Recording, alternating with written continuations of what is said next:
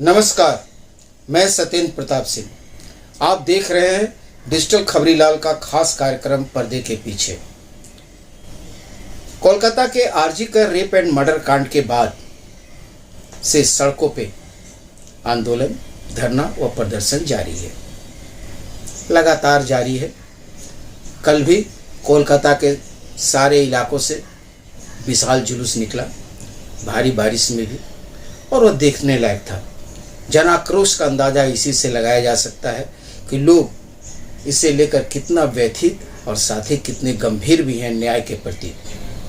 वहीं दूसरी तरफ सरकार के तरफ से बार बार यह प्रयास हो रहा है कि जूनियर डॉक्टरों का हड़ताल खत्म करने के लिए उनसे बातचीत की जाए। वहीं जूनियर डॉक्टर भी बातचीत करने के लिए तैयार हैं, लेकिन उनके 5 दफ़ा मांग में एक मांग लाइव स्ट्रीमिंग का था, जिसे लेकर बार बार दिक्कतें आ रही थी। लेकिन शनिवार को तो हद ही हो गई। हुआ यूं कि दोपहर के वक्त मुख्यमंत्री ममता बनर्जी स्टेट सेक्रेटेरिएट नवान्नों से सीधे धरना स्थल पर पहुंची, जहां पर स्वास्थ्य भवन के सामने जूनियर डॉक्टर धरना प्रदर्शन पर बैठे थे। वहां जाकर मुख्यमंत्री ने कहा कि मैं मुख्यमंत्री की हैसियत से नहीं, आप लोगों की बड़ी बहन और दीदी की हैसियत से आई हूं और आप लोगों की पीड़ा मैं समझ रही हूँ और न्याय के लिए भी मैं भी चाहती हूँ कि न्याय हो और आप लोग बातचीत के लिए तैयार हो। उसके बाद डॉक्टरों ने भी आपस में बातचीत की और उसके बाद बात आगे बढ़ी और तय हुआ कि मुख्यमंत्री के आवास कालीघाट में यह बैठक होगी। वहाँ जूनियर डॉक्टर वहाँ पहुँचे, लेकिन फिर वही बात लाइव स्ट्रीमिंग पे आके अड़ गई। कई घंटे की बातचीत के दरमियान, बाहरी बातचीत के दरमियान, अनौपचारिक बातचीत के दौरान अंततः लाइव स्ट्रीमिंग नहीं होगा यह तय हो गया और साथ ही वीडियो रिकॉर्डिंग भी जो होगी वो सिर्फ सरकार के तरफ से होगी, जूनियर डॉक्टर के तरफ से नहीं होगी। इन तमाम शर्तों को सुनने के बाद अंततः जूनियर डॉक्टर्स भी तैयार हो गए कि चलिए बातचीत के लिए तैयार हो जाते हैं। अचानक जो ही वो तैयार हुए, स्वास्थ्य राज्य मंत्री चंद्रिमा भट्टाचार्य जी कही कि अब बातचीत नहीं होगी। डॉक्टर चौंक गए कि आखिर ऐसा क्या हुआ, कहीं नहीं अब समय पार हो गया। उसके बाद स्वास्थ्य राज्य मंत्री, यहाँ तक कि चीफ सेक्रेटरी भी वहाँ से निकलकर चले गए, होम सेक्रेटरी भी चली गई, लेकिन डीजीपी राजीव कुमार और मुख्यमंत्री ममता बनर्जी वहाँ मौजूद थे। अब सवाल यह उठता है कि आखिरी वक्त पर जब जूनियर डॉक्टर तैयार हो गए, उसके बाद भी यह बैठक क्यों नहीं हो पाई? कहीं इसकी वजह कुछ और तो नहीं है। दरअसल थोड़ी देर बाद ही सूचना मिली कि आरजी कर के पूर्व प्रिंसिपल संदीप घोष और टाला थाना के प्रभारी अभिजीत मंडल को रेप एंड मर्डर केस के तहत गिरफ्तार कर लिया गया है। हो सकता है कि यह बात वहां उठती और उसके बाद कुछ कटु सवाल भी उठते और स्वास्थ्य प्रशासन और पुलिस प्रशासन दोनों पर उंगलियां उठती। शायद यही वजह रहा हो इस बैठक के टलने का। वैसे भी अगर हम देखें तो संदीप घोष प्रेसिडेंसी जेल में थे।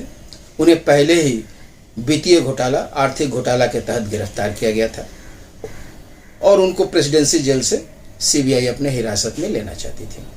दूसरी तरफ अभिजीत मंडल जो थाना प्रभारी थे, उनसे 7-8 घंटे की पूछताछ के बाद उसी दिन उनको गिरफ्तार कर लिया गया था। दोनों को कल सियालदा कोर्ट में पेश किया गया हिरासत में लेने के लिए, जहां से सियालदा हाई कोर्ट ने उन दोनों को हिरासत दे दी।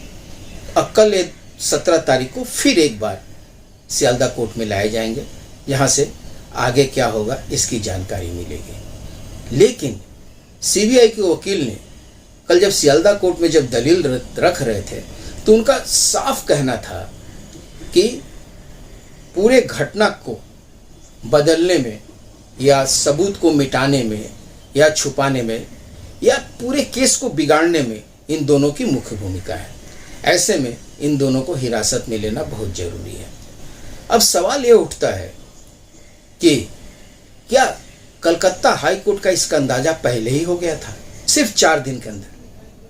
ऐसा क्या था कि हाई कोर्ट को लगा कि कलकत्ता पुलिस के बस में यह संभव नहीं है?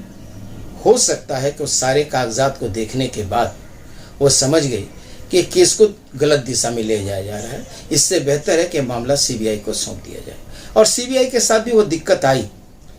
जो मुद्दे सियालदा कोर्ट में उठाए गए हैं उसमें साफ कहा जा रहा है कि थाना प्रभारी को सुबह 10 बजे जानकारी मिलती है और रात 11:30 बजे के बाद एफआईआर दर्ज होता है। 13 घंटे से ज़्यादा वक्त लगता है। आखिर वजह क्या है? और उनसे 7-8 घंटे के पूछताछ के दरमियान भी साफ तस्वीर निकल कर नहीं आई। वहीं 2:30 बजे के आसपास हॉस्पिटल के सुपरिटेंडेंट का कंप्लेन लॉज होता है। शाम के 7:30 बजे मृतका के माँ बाप भी कंप्लेन लॉज कराते हैं, लेकिन ये सब कुछ भी नहीं होता है। और 11:30 बजे के बाद जाके एफआईआर दर्ज होता है। जरूर दाल में कुछ काला है या पूरी दाल ही काली है। उसके बाद जिस तरह सबूत को मिटाया गया है, सीबीआई ने इसको खुद भी कहा है कि हमने 5 दिन बाद जब मामले को हाथ में लिया तो हमारे पास पूरा क्राइम सीन पूरा बदल चुका था। ऐसे में सीबीआई को भी दिक्कत आ रही थी और इस बात को उसने सुप्रीम कोर्ट में भी कई बार कहा है। अब सीबीआई को जब इन दोनों की हिरासत में ले लिया है और कल इन्हें सियालदा कोर्ट में पेश भी किया जाएगा और कल ही सुप्रीम कोर्ट में इस मामले की फिर एक बार सुनवाई होगी जस्टिस डीवाई चंद्रचूड़ के बेंच में, तो कल का दिन बहुत महत्वपूर्ण है कि आखिर ये केस किस तरफ जा रहा है। लेकिन इस बीच एक और बहुत बड़ा परिवर्तन देखने को मिला है कि जूनियर डॉक्टर्स ने अपने जो वकील उनकी हुआ करती थी गीता लुथरा, उनके जगह पर इन लोगों ने इंदिरा जयसिंह को लिया है और इंदिरा जयसिंह कल जूनियर डॉक्टर्स की ओर से पैरवी करती हुई दिखाई देंगी। ये इंदिरा जयसिंह वही हैं जिन्होंने लाइव स्ट्रीमिंग के लिए सबसे पहले सुप्रीम कोर्ट में डीवाई चंद्रचूड़ की बेंच के सामने ही बात उठाई थी और जस्टिस डीवाई चंद्रचूड़ की पीठ ने इसकी इजाज़त दी थी। और मज़े की बात तो यह है कि इस पूरे मामले में अब तक जो बैठक नहीं हो पा रही थी वह लाइव स्ट्रीमिंग के चलते ही नहीं हो पा रही थी, जैसा कि राज्य सरकार बार बार कह रही थी कि बगैर सुप्रीम कोर्ट के इजाज़त के हम नहीं कर सकते क्योंकि एक सब जुडिस मामला है। लेकिन जहाँ तक इस केस का मामला है, केस की जो मुख्य अभियुक्त संजय राय को कोलकाता पुलिस ने 24 घंटे के अंदर ही गिरफ्तार कर लिया था और अब रेप एंड मर्डर केस में डॉक्टर संदीप घोष और अभिजीत मंडल की गिरफ्तारी के बाद यह संख्या 3 हो गई है।